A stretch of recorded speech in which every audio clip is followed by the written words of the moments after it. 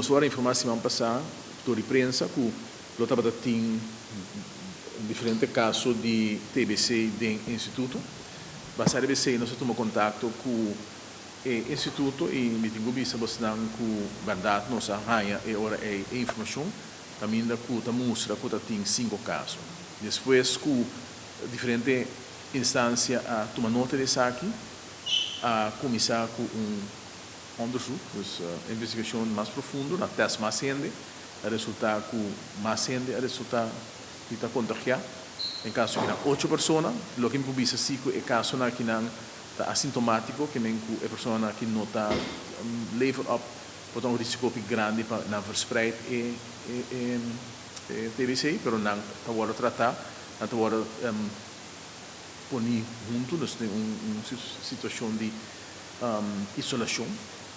Então, esse é o mais reduzir risco. Assim, também que uma certa medida dentro do instituto, onde não está com limitar a visita de família, unicamente por buscar, por exemplo, pai na palavra, para não por assim visita de contato com a pessoa, e contato não vai via de Skype ou outra forma de comunicação digital, mas não em todo caso personal. Então, também que o contato não corte, no último lugar de mesma forma aqui, para assim reduzir o transporte de gente, então a possibilidade para contaminar outra área.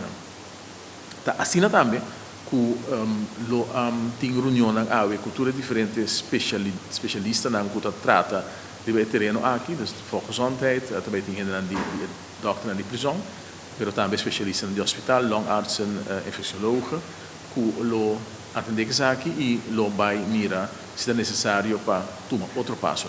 Em todo caso, uma hora informar que o teste também mais grande e se o mês vai determinar se o contágio está mais grande, que tem no momento aqui a bordo confirmar. O importante para realizar é que esse é um processo que está fora de dezembro ano passado, nota algo agudo de momento aqui.